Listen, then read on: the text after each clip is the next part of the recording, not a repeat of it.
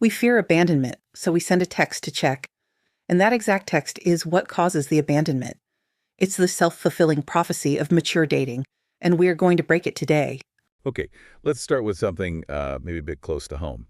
Think about that feeling, that rush of just pure affection, genuine interest in someone you're dating or your partner. Now, imagine taking that warm, lovely feeling and, I don't know, trying to put it into a text message. Mm-hmm.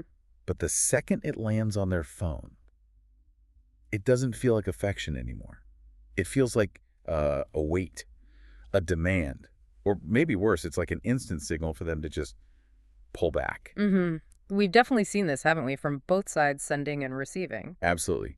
And these are the texts that look innocent, right? Like simple questions. Yeah. But underneath, there's this vibe, this frequency of fear almost. Mm-hmm. It triggers this basic, like, flight response in the other person. Yeah. I'm talking about those messages like, hey, why haven't you texted back? Right. Or maybe the slightly more passive-aggressive, oh, I guess you're just too busy for me. Great, or the ones that sound logical but are totally loaded, like, just wondering if you're still interested. Exactly. And the really devastating part, the irony, is that it comes from a good place. It comes from wanting connection, deeply wanting it. But somehow they just destroy the connection instantly. And that's precisely the gap we need to explore in this deep dive. Yeah. The space between what we intend to communicate and how it actually lands in modern relationships. It's huge, and it often comes down to these specific ways of communicating. So they're not really questions. No, not really. As we found, there were more like declarations of anxiety, just sort of dressed up as requests for information. Our mission today really is to get under the hood of these anxiety messages. We need to unpack the psychology. Why do they cause so much emotional damage? And maybe more importantly, what's the big psychological shift someone needs to make to stop sending them? To actually build relationships on emotional maturity, something sustainable. Okay. We're really digging into why affection, when it's tangled up with urgency, ends up sabotaging itself. Wow, okay. If that dynamic, that whole push-pull thing we just described, if that sounds familiar to you, and let's be honest, if you're trying to date today, it probably does, then you're in the right place. This is Relationship of Psychology, and we really want to explore the stuff you find important. So if you want more deep dives just like this one, please hit subscribe right now. And if this topic is already hitting home, give us a like. Most importantly, though, drop your thoughts in the comments below. Let us know what specific parts of relationship psychology you want us to tackle next time. Seriously, we build these discussions around the things you're asking about. So let's dive into that core trap. Let's do it. All right, section 1, the core problem. This anxiety message and the emotional dependency it creates. Let's start right at that moment you hit send. You feel like you're being open, right? Like I'm just being honest about how I feel. Vulnerable even. Yeah, vulnerable. But the analysis we've looked at suggests that what actually arises isn't your heart. It's more like, well, we've been calling it the emotional scalpel. Ooh, that's sharp. It is. It cuts that bond instantly because it's vibrating on that frequency of fear, not love. That analogy, emotional scalpel, it's really powerful because it captures that sudden, sharp, unexpected pain the message can inflict. The sender thinks, I'm being vulnerable, right? Yeah. But vulnerability, when it comes attached to an expectation, Okay. it translates directly into pressure. So if we peel back the conscious intention, the I miss you or I value you part, we find this hidden, devastating meaning that the other person picks up on. And what is that hidden meaning? What are they actually hearing? It's so toxic, especially to a connection that's just starting out. It really needs focus. What these messages truly communicate, like the deep subtext, regardless of the words you choose, is basically this. My inner peace depends entirely on your behavior. Wow. Okay. Just hearing that. Yeah. That's heavy. It is heavy. And that's the psychological weight the recipient, particularly someone who's emotionally mature, feels land on them, even if they can't quite put their finger on why they suddenly feel this urge to back away. That one sentence, my inner peace depends on your behavior. That explains the flight response completely. I mean, think about the sheer weight of that responsibility you're handing over. You're unintentionally assigning the job of managing your internal state to someone else. It's an unconscious delegation of your own emotional power. Okay, delegation of power. I like that framing. Precisely. And when you do that, the whole dynamic shifts instantly. It stops being a shared connection, something enjoyable for both, and it turns into an emotional support system. The partner suddenly feels, maybe without even realizing it, responsible for the sender's stability, their well-being. So you're asking them to be your what did you call it? Your self-worth thermometer. Exactly. It becomes this unconscious transaction. If they text back quickly and warmly, phew, you feel validated, worthy. If they're slow or brief or don't respond right away, your self-worth just tanks. And then you often blame them for how you feel. Right, instead of looking inward. The core problem isn't having the feeling of anxiety. That's human. The problem is externalizing the solution. The recipient is suddenly burdened with this constant emotional labor. They have to manage your anxiety, validate that you exist, guarantee your future security. It's exhausting. Yeah. And the research is pretty clear on this. Emotionally mature individuals, very often men who really value their own autonomy and internal peace, they sense this heavy, unasked-for burden immediately. They might not sit there analyzing it psychologically, but they feel that instinct. To pull away. To pull away, yeah. Yeah. Because the interaction just flipped from being fun and mutual to feeling like this overwhelming emotional obligation. This really highlights that trap of emotional transparency, doesn't it? We hear so much, especially in like self-help spaces, about being authentic. Just be real. Right. And we mistake that for needing to broadcast every single flicker of our inner emotional state, like immediately. But the analysis draws a really crucial line here. There's a massive difference between genuine emotional authenticity and just raw emotional impulsivity. Okay, break that down. Authenticity versus impulsivity. Authenticity includes the ability to feel things really deeply. You can feel that intense pang of uncertainty, that anxiety and love, absolutely. But authenticity also includes having the internal capacity, the inner strength, to actually tolerate that feeling for a bit. Without immediately needing to do something about it external. Exactly. Without turning it instantly into an external demanding action. And that requires tolerance. It's a skill, like a muscle, that many of us haven't really trained in the emotional realm. That's interesting, like physical tolerance. Think about it physically. You feel hungry. Right. You don't always drop everything that second and eat. You can tolerate mild hunger for a while. Sure. Or if you feel a little chilly, you don't instantly dive under the thickest duvet. You can handle a slight chill. We have mechanisms for managing physical discomfort. Okay. But when that emotional discomfort hits that anxiety from the unanswered text, the silence, we often treat it like a 5-alarm fire, like a life-threatening emergency that the entire relationship has to stop and fix for us right now. Yeah. That feels very true. It feels urgent. It feels urgent, but reacting instantly, automatically to every single anxious sensation as if it's code red, that's actually destructive. It bypasses the chance for internal regulation. Real maturity starts to grow in that space where we learn to sit with the uncertainty for a moment, trust our own baseline stability, and then decide how to act, if at all. Wow. Okay. Emotional maturity is born in the space between the feeling and the reaction. That's powerful. But if reacting immediately is so bad for the connection, we really need to understand what's driving that frantic urge, right? What's the deep root cause? Absolutely. We need to go deeper. And the analysis seems to point consistently towards something called the invisible time wound. Especially, it seems, for people who've reached a certain, let's say, maturity in life. Yes. This is a really profound societal and psychological wound. Many mature individuals in the studies we looked at often focused on women navigating dating, perhaps in their 30s, 40s, 50s, and beyond. They carry this deep-seated, often unconscious belief. What is it? That their value, especially their relational value, maybe even their reproductive value in some narratives, has an expiration date. Oof. An expiration date. Yeah, it's a narrative that gets fed to us implicitly, through cultural messages, media, sometimes even well-meaning family pressure. The underlying idea is that the pool of good partners is shrinking and time is running out fast. Like a ticking clock. Exactly. This manufactured urgency, this feeling of scarcity, it leads directly to the fear that every single day that goes by without a clear definition, every hour without a text back, is a moment lost forever, gone. So the messages themselves become driven by that feeling of running out of time. They're trying to force things, force a commitment, force a response, force clarity now because that subconscious timer is just screaming, hurry up, the window's closing. Precisely. And here's where the paradox becomes so incredibly damaging. That urgency, even though it's born from a very real, understandable fear, it shows up externally as desperation. And desperation is like relationship repellent. It signals high risk, high demand to the potential partner, which, ironically, ends up confirming the very thing the sender was afraid of in the first place, that they're too much or not enough or difficult, and it causes the partner to pull away. So it backfires completely. Completely, which leads us to a really important, maybe counterintuitive truth truth we need to state clearly. Okay. Genuine, healthy, quality connection. It doesn't really have an expiration date, Oh.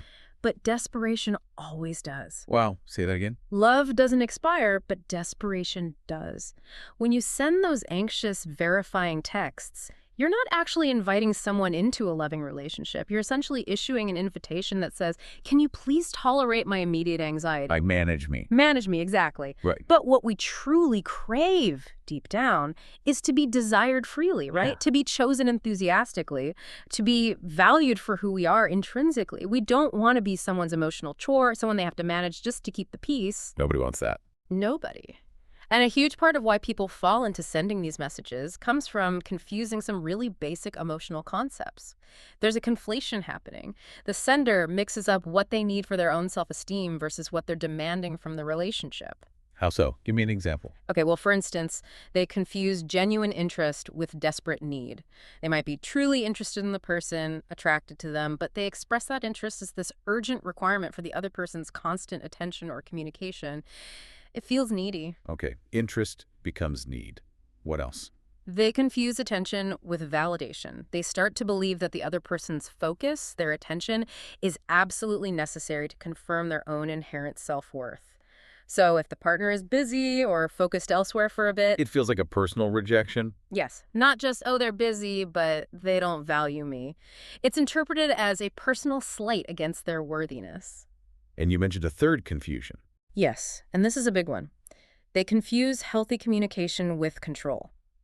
They develop this underlying belief that sending a message, especially a demanding one, can somehow manage the situation, that it can control the pace, control the direction, control the outcome of the relationship, and most importantly, prevent the discomfort of uncertainty. Trying to control the uncontrollable. Exactly. Which brings us back to that text. Why aren't you texting? When you really sit with it, Yeah. you're not actually asking about their day, are you? You're not curious about traffic or their workload. Yeah. You're not really seeking information about them at all. You're seeking information about you.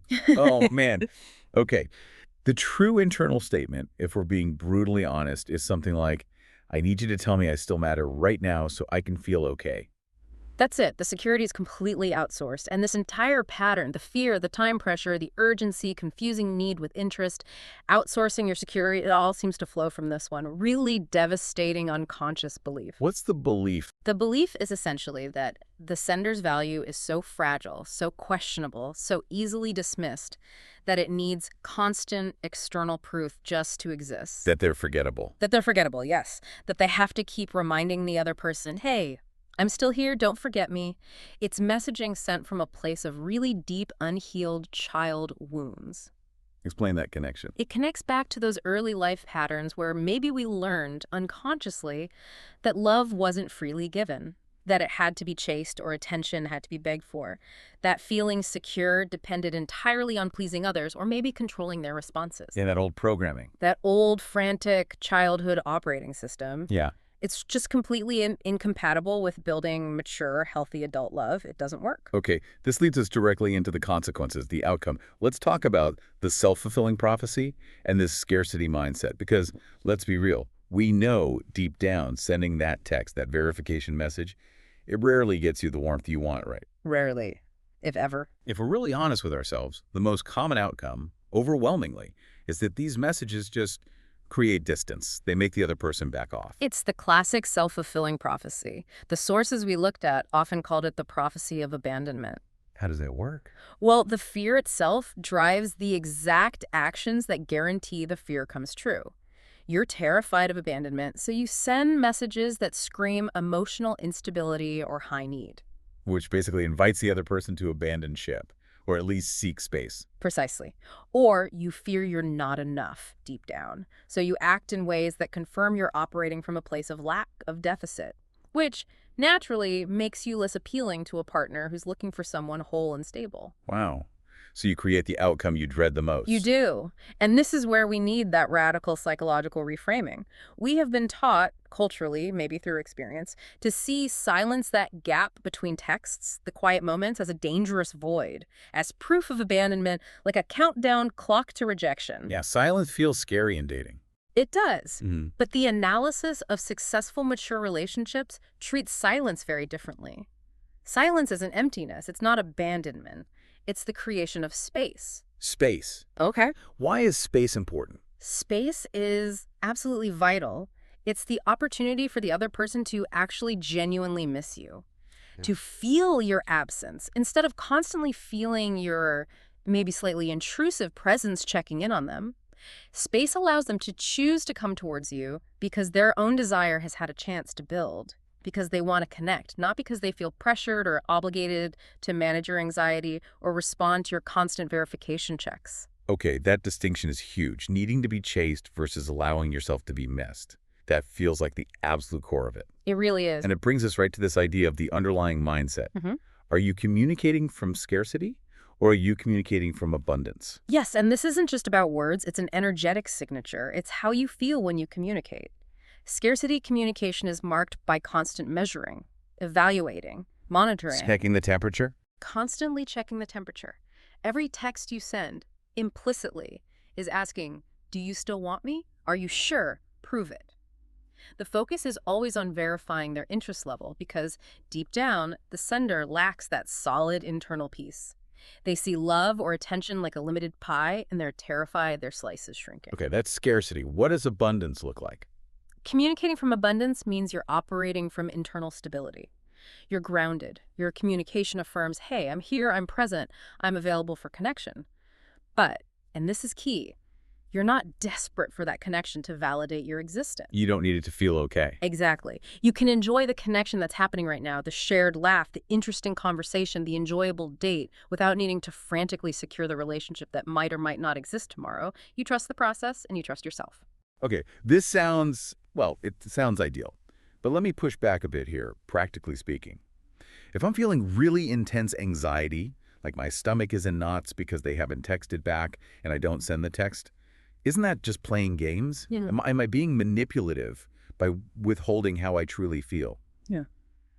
How does the research tell the difference between healthy self-regulation and just being cold or manipulative? That's a really important question, and it gets right to the heart of the transformation needed. We are absolutely not advocating for playing games or being emotionally detached. That's not maturity. Okay. In fact, emotional maturity is the exact opposite of manipulation. Think about it. Manipulation involves hiding your true feelings or motives to try and make someone else respond in a specific way you want. Right, trying to control their reaction. Yes. Maturity, on the other hand, requires you to honestly acknowledge and then process and integrate your feelings internally, within yourself, so that the action you eventually take externally, if any, comes from a place of health and sustainability, not raw impulse. So it's about dealing with the feeling inside first. Yes. The deep internal shift happens when you genuinely stop needing the external verification to feel okay. You actively work on changing that internal script from, my value depends on this person texting me back warmly right now, to something like, my value is inherent and stable regardless of what's happening on their phone. That's a big shift. It's huge. When you practice regulating yourself first, the communication that follows, if you choose to communicate, comes from a place of calm, of peace, not pressure. And that shift in your internal state is what profoundly changes you. The desperate need to verify just slowly fades away. You discover you actually can love deeply, want connection intensely, without needing those immediate external guarantees all the time. Okay, so it's not about suppressing the feeling, but metabolizing it differently. Beautifully put. Metabolizing it internally rather than dumping it externally. All right, so let's get practical. Section 4, practicing the shift, moving from controlling to sharing. If the goal is this internal regulation, how do we actually build that? What did you call it? The presence muscle. How do we train ourselves to sit with that raw, awful feeling of uncertainty when the phone is silent without immediately reaching for it to get validation? Yeah, it's definitely work. It's a focused effort, but it is absolutely doable. The very first step, honestly, is internalizing the understanding that internal stability is probably the single most attractive quality a person can possess. More than looks for success. In the long run, for mature connection, absolutely. Think about it. Men, particularly emotionally mature men, tend to instinctively distance themselves from high emotional volatility. Not because they're cruel or uncaring. Because it feels draining. Exactly. It's human nature to gravitate towards peace, towards stability. Volatility signals high maintenance, drama, a huge potential drain on their own emotional resources. Stability, on the other hand, signals safety. It signals this person can handle themselves.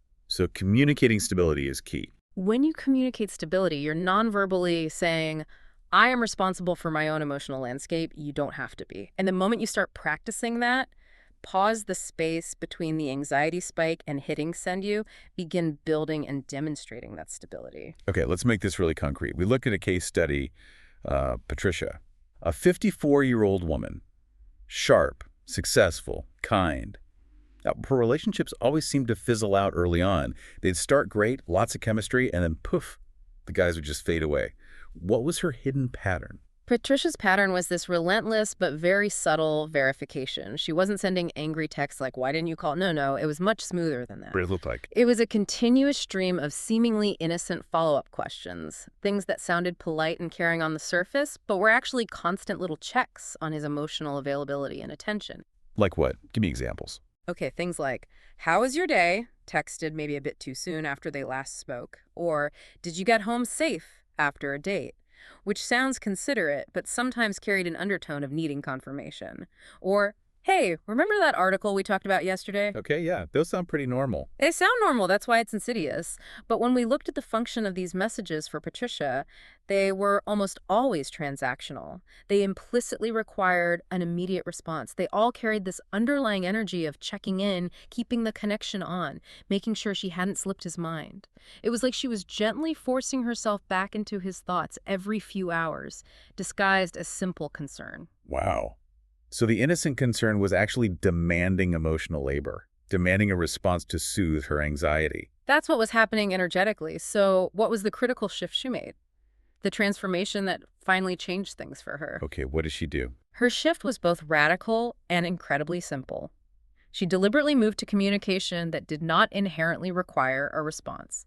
She consciously stopped asking questions that demanded access to his internal world or verified his current status or feelings about her. So instead of how was your day, what would she do? Instead of asking about his day, which puts the onus on him to reply, she might send something brief and self-contained about her day, like maybe, just watched the most amazing documentary on deep-sea creatures, reminded me of our chat about weird nature facts. So cool. Full stop. Ah, okay. Sharing, not asking. Exactly.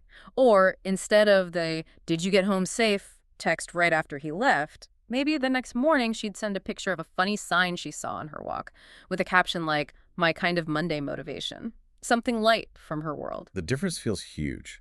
She's offering a window into her world instead of demanding access to his. Sharing an authentic piece of her experience, not verifying his status or attention. Connecting, not controlling. You nailed it. Connecting, not controlling, sharing, not verifying. And the results, they were almost immediate and honestly quite staggering. Wow. The responses she started getting became warmer, much faster, and way more substantial. Men started showing genuine curiosity back. They'd ask her questions, oh, cool, what was the documentary? Or, haha, where did you see that sign? They actively wanted to prolong the conversation. Because she stopped feeling like work. Precisely. She transformed from being perceived unconsciously as an emotional obligation, someone whose texts required energy and management into an interesting experience, someone whose communications added a little spark, a little joy, a little intrigue to their day without demanding anything in return. That shift, wow. Yeah. That feels like the entire goal of achieving emotional maturity in dating. It absolutely is. And let me just emphasize again, because it's so important, that this isn't about playing games. It's not about being cold or distant or manipulative. It's the total opposite. It's the highest form of respect for the connection itself. By learning to regulate her own need for constant validation, Patricia created the most beautiful, safe, inviting space possible for a genuine connection to actually bloom naturally. She started communicating safety, stability, and trust. The underlying message became, I'm whole and happy on my own, and I enjoy sharing my world with you when you're moved to connect. It removes that feeling of being chased. Completely. Yeah. And it allows the relationship to develop based on mutual desire and enjoyment, not on anxiety management and obligation. Okay, this makes so much sense behaviorally. But to really understand why it's so hard to break this pattern, we need to look under the surface, right, at the brain chemistry. The research points to a pretty powerful addiction mechanism tied to sending these anxiety texts. Yes, it's absolutely rooted in neuroscience. It taps into the power of intermittent reinforcement. You can call it the emotional slot machine effect. Emotional slot machine. Okay, explain that. Think about playing a slot machine. You pull the lever, Send the anxious text. It's a gamble, high stakes emotionally. Most of the time, maybe you get nothing back, or just a little clink, a cold, brief response. But sometimes, you hit a small jackpot. You get a warm, reassuring response. Ah, the dopamine hit. Exactly. Your brain gets that little hit of dopamine, that rush of relief from the anxiety, and because the reward is unpredictable, you don't know when you'll get the good response. It makes the behavior incredibly compelling, incredibly addictive. So you keep pulling the lever, hoping for the payoff. You keep pulling the lever. Intermittent reinforcement is known to be the most powerful way to condition behavior. You're literally wiring your brain, training your nervous system to associate love with urgency, intimacy with anxiety, and feeling connected with needing to control or verify. You learn to perceive connection itself as this constant, low-level threat that needs managing. That explains why, in the moment, the urge to send the text feels almost overwhelmingly powerful, like you have to do it. It's the brain craving that potential dopamine hit, that tiny bit of relief from the awful uncertainty. That's a huge part of it, which means to break this deeply wired pattern, you can't just rely on willpower. You need strategies. You need to consciously introduce what the sources often call rituals of self-regulation. Okay, rituals. What does that mean practically? These are concrete, planned actions you take specifically to create a pause, a buffer between that stimulus, the feeling of anxiety, the urge to text, and the habitual response, hitting send. You have to consciously choose a different pathway in that moment. What kind of actions work? Honestly, the specific activity matters less than the intention behind it, the intention to create space and process internally. But common examples that people find effective are things like actually typing out the frantic, anxious message you desperately want to send, but type it into a notes app or a journal somewhere you won't send it from. Get it out, but not at them. Okay, journaling the unsent message. What else? Sometimes intense physical activity helps. Go for a run, do some jumping jacks, anything to move that anxious energy through your body. Or taking a deliberate time out, maybe commit to a 15-minute bath, put on some music, or call a really supportive friend who understands the goal isn't just venting, but regulating. So the key is surviving that peak anxiety wave without dumping it on the other person. Exactly. You ride the wave internally. And that intentional space you create, that's the birthplace of emotional maturity. That's where the old addictive wiring starts to weaken and new, healthier pathways begin to form. Let's loop back quickly to the time issue, because it feels like the fuel for this whole anxiety engine. That anxious belief system says, every moment of silence, every moment without definition is a lost opportunity. It's a countdown to rejection. Right, and that forces things. It tries to rush processes like building deep trust or allowing commitment to unfold naturally, things that simply cannot be rushed without breaking them. So what's the alternative view, the abundant view of time? The abundant view recognizes that mature, sustainable love. It kind of exists outside of frantic, linear time. It prioritizes the quality and the depth of the connection over the sheer quantity or frequency of messages. Quality over quantity. Yes. You learn, maybe the hard way, that forcing a process is the surest way to kill it. You start to accept that relationships, like anything beautiful and complex in nature, unfold at their own pace. And that true security doesn't come from demanding guarantees about the future. It comes from being able to fully appreciate and be present in the connection you have now. This feels like it leads us to the highest level of change, not just behavior, not just managing anxiety, but actually shifting your core internal narrative. Exactly. The ultimate transformation isn't just about stopping a behavior. It's about changing the fundamental story you tell yourself about who you are, what you're worth, and how relationships work. Can you contrast those narratives? The scarcity versus abundance story. Sure.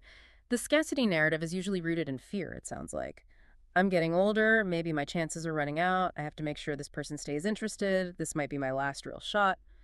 And that story inevitably leads to those desperate, controlling actions, the anxiety messages. Okay, that's the fear story. What's the abundance story sound like? The abundance narrative comes from a place of solid self-worth. It sounds more like, I am a person with valuable experience, wisdom, and a full life. I bring a lot to the table. I deserve a partner who recognizes my worth without me needing to constantly prove it or chase them down. And that story leads to different actions. Completely different actions. It leads to confident patience. It leads to internal stability. It leads to a calm refusal to engage in behaviors that feel undignified or are based on verifying your own value through someone else's actions. And you mentioned something called narrative resonance. How does our internal story affect who we attract? Yes, This is fascinating. The idea is that our internal narrative creates an energetic frequency, and we tend to attract people whose own internal stories resonate with ours, consciously or unconsciously. So if my story is, I'm not enough, I need someone to complete me. If your scarcity narrative is broadcasting, I feel insufficient and I need you to make me feel whole, you're more likely to attract partners whose own stories are also based on emotional scarcity. Maybe people who are emotionally unavailable themselves, or perhaps people who are drawn to insecurity because it makes them feel powerful or needed in an unhealthy way, like it attracts, like energetically. Okay. And if I shift to an abundance narrative, I am valuable and complete. When you genuinely shift to and embody that abundance narrative, I am worthy, I am whole, my life is full, you start to attract partners who operate from a similar place of emotional maturity and completeness. They aren't looking for someone to fix or someone to fill their own void. They're looking for an equal partner, someone who chooses them out of genuine desire and shared values, not out of neediness. So the emotionally unavailable people just stop being attractive. But Stop being attractive. Get both, often. When you shift your internal story to one of self-worth, stability, and peace, those operating from a place of deep insecurity or unavailability simply cease to resonate. They don't match your energy anymore. You essentially transform from being perceived as an emotional project or an emotional drain into radiating the energy of a vibrant, self-sufficient source. And that is incredibly attractive to healthy, mature partners. Wow. Okay, so wrapping this all up for our final thoughts, this deep dive, it really shows that making the effort to stop sending those anxious verification texts, it's so much bigger than just trying to fix one relationship, isn't it? Oh, much bigger. It's really an act of like reclaiming yourself, Yeah. self-sovereignty. It's about building an internal stability that just radiates outwards. And that changes the energy, not just in romance, but in all your relationships, right? Friendships, family, maybe even how you handle challenges at work. Absolutely. It's a fundamental shift in how you relate to yourself and therefore how you relate to the world. And perhaps we can leave you, the listener, with a final, hopefully empowering definition of what this looks like. Please. Emotional maturity isn't about never feeling insecure. That's impossible. We're human. It's the developed ability to feel that insecurity, sometimes intensely, but to not automatically act from it. It's the capacity to desire love, connection, partnership profoundly, but without compromising your own dignity or your internal peace in the search for it. It's releasing the illusion of control. It's the courage to release that toxic illusion that you can control another person's feelings or affections through your actions or demands. That's incredibly powerful. Remember, you listening right now, you are already the person who deserves that kind of secure, mature, respectful love. You truly are. If this deep dive into relationship psychology hit home for you, if it resonated, please show us by hitting that like button right now, and definitely subscribe if you haven't already for more analysis into the real dynamics of connection. But most importantly, we genuinely want to hear from you. Use that comment section below. Let us know what specific relationship topics, challenges, or questions you want us to explore in our next deep dive. We really do read them and use them to shape what we talk about. Okay, final thought to leave you with. The journey to mature love often requires stillness, that internal peace we talked about. Because true love, the healthy kind, it doesn't need to be chased or begged for. It recognizes and it naturally moves towards the person who is radiating that confident internal peace. Go radiate some peace this week.